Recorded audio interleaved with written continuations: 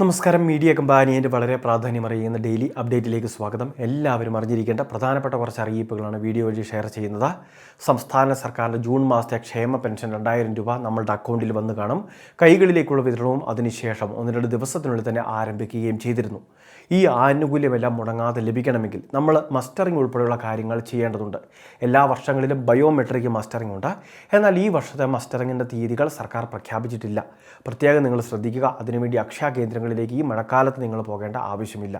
കൃത്യമായിട്ട് സർക്കാരിൽ നിന്നും അറിയിപ്പ് വരും. ആ സമയത്ത് നമ്മൾ വീഡിയോയിലൂടെ അറിയിക്കുകയും ചെയ്യാം. മുൻ വർഷങ്ങളിൽ എല്ലാ പ്രാവശ്യവും ജൂലൈ, ഓഗസ്റ്റ് മാസങ്ങളിലൂടെയൊക്കെയാണ് മസ്റ്ററിങ്ങിനെ സംബന്ധിച്ചുള്ള അറിയിപ്പുകൾ വന്നുകൊണ്ടിരുന്നത്. ഈ പ്രാവശ്യം പുതിയ ഗവൺമെൻറ്റാണ്. അതുകൊണ്ട് തന്നെ ചിലപ്പോൾ അതിൻ്റെ തീയതികളിൽ ഉൾപ്പെടെ കുറച്ച് മാറ്റങ്ങൾ വന്നേക്കാം. അതുമാത്രമല്ല, ഈ ഒരു സമയത്ത് നമ്മൾ അതിനുവേണ്ടി അന്വേഷിക്കാൻ വേണ്ടി അക്ഷയ കേന്ദ്രങ്ങളിലേക്ക് പോകേണ്ട ആവശ്യമില്ല.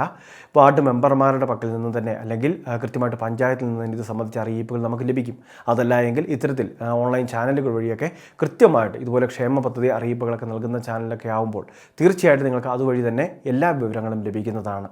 ഒരുപാട് ആളുകൾ കമൻറ്റ് ബോക്സ് വഴി കഴിഞ്ഞ ദിവസങ്ങളിലെല്ലാം ഈ കാര്യങ്ങൾ ചോദിച്ചിരുന്നു. ചിലപ്പോൾ ചില ചാനലുകളിൽ വരുന്ന തെറ്റിദ്ധാരണാജനകമായ അറിയിപ്പുകളാവാം ഇത്തരത്തിൽ നമുക്ക് സംശയം ഉണ്ടാക്കാൻ കാരണം.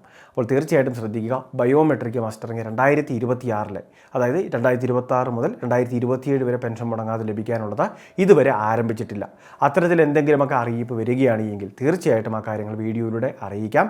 എല്ലാ വിശദ വിവരങ്ങളും കൃത്യമായിട്ട് ലഭിക്കുന്നതിന് നമ്മുടെ ചാനൽ തന്നെ ഫോളോ ചെയ്യുന്നതിന് വേണ്ടി പ്രത്യേകം ശ്രദ്ധിക്കുക. രണ്ടാമത്തെ മറ്റൊരു പ്രധാനപ്പെട്ട കാര്യം, നമ്മളുടെ വീടുകളിലേക്ക് സെൻസസ് ഉദ്യോഗസ്ഥർ, അതിനുവേണ്ടി നിയോഗിക്കപ്പെട്ടിട്ടുള്ള ഉദ്യോഗസ്ഥർ ഇപ്പോൾ വീടുകളിലേക്ക് എത്തിത്തുടങ്ങിയിട്ടുണ്ടാകും. ഇന്നല്ലെങ്കിൽ അടുത്ത ദിവസങ്ങളിൽ തന്നെ നമ്മളുടെ വീടുകളിലും ഉദ്യോഗസ്ഥർ എത്തിച്ചേരും. ഇനി നമ്മളുടെ വീടുകളിൽ ആൾതാമസമില്ല എങ്കിൽ കൃത്യമായിട്ട് വീട്ട് നമ്പർ ഉൾപ്പെടെ കാണുന്ന രീതിയിൽ അതിൻ്റെ കൃത്യമായിട്ടുള്ള കാര്യങ്ങൾ നമ്മളുടെ അയൽവാസികളോട് ഉൾപ്പെടെ കാര്യങ്ങളൊക്കെ ഒന്ന് സംസാരിച്ച് വയ്ക്കുന്നതിന് വേണ്ടി പ്രത്യേകം ശ്രദ്ധിക്കുക. വീട്ടിൽ ആൾതാമസമില്ലാത്തതാണ്, വീട്ട് നമ്പർ ഇന്നതാണ്, മറ്റ് വിശദ വിവരങ്ങൾ കൂടി നമ്മളുടെ അയൽവാസികളോട് പറഞ്ഞു കഴിഞ്ഞാൽ അവർ ആ കാര്യങ്ങൾ കൃത്യമായിട്ട് ഉദ്യോഗസ്ഥരെ ധരിപ്പിക്കുകയും അങ്ങനെ നമുക്ക് സെൻസസ് പൂർത്തിയാക്കാൻ വേണ്ടി സാധിക്കുകയും ചെയ്യും. ഇനി വീട്ടിലുള്ളവരെ സംബന്ധിച്ചിടത്തോളം 34ഓളം വരുന്ന ചോദ്യാവലികളാണ് ഇതിൽ ഉൾപ്പെടുത്തുന്നത്. നമ്മളുടെ വീടിൻ്റെ അടിസ്ഥാന സൗകര്യങ്ങൾ എന്തൊക്കെയാണ് എന്നൊക്കെയുള്ള കാര്യങ്ങളാണ് ആദ്യഘട്ടത്തിൽ ശേഖരിക്കുന്നത്. വീടിൻ്റെ കണക്കെടുപ്പ് ആയതുകൊണ്ട് തന്നെ നമ്മളുടെ വീട്ടിൽ ഉദ്യോഗസ്ഥർ കൃത്യമായിട്ട് അത് മാപ്പിൽ രേഖപ്പെടുത്തേണ്ടത് ഉൾപ്പെടെയുള്ള കുറച്ച് കാര്യങ്ങളുണ്ട്. അതുകൊണ്ടൊക്കെ തന്നെ ഉദ്യോഗസ്ഥരോട് കൃത്യമായിട്ടുള്ള വിവരങ്ങൾ പറയുക, അവരോട് പൂർണ്ണമായിട്ട് സഹകരിക്കുക. ഇതെല്ലാം ക്രോഡീകരിച്ച ശേഷം വേണം കേന്ദ്ര സർക്കാർ റിപ്പോർട്ട് സമർപ്പിക്കാനും.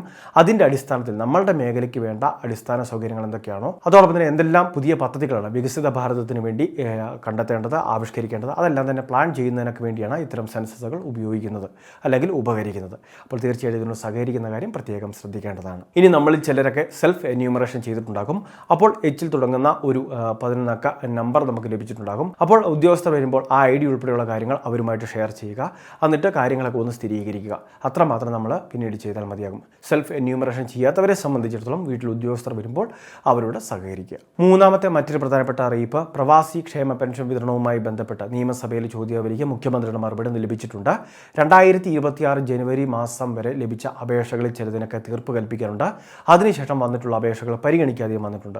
അതുമാത്രമല്ല, പ്രവാസി ക്ഷേമ പെൻഷനൊക്കെ കുടിശ്ശിക വരുന്ന സാഹചര്യമുണ്ട്.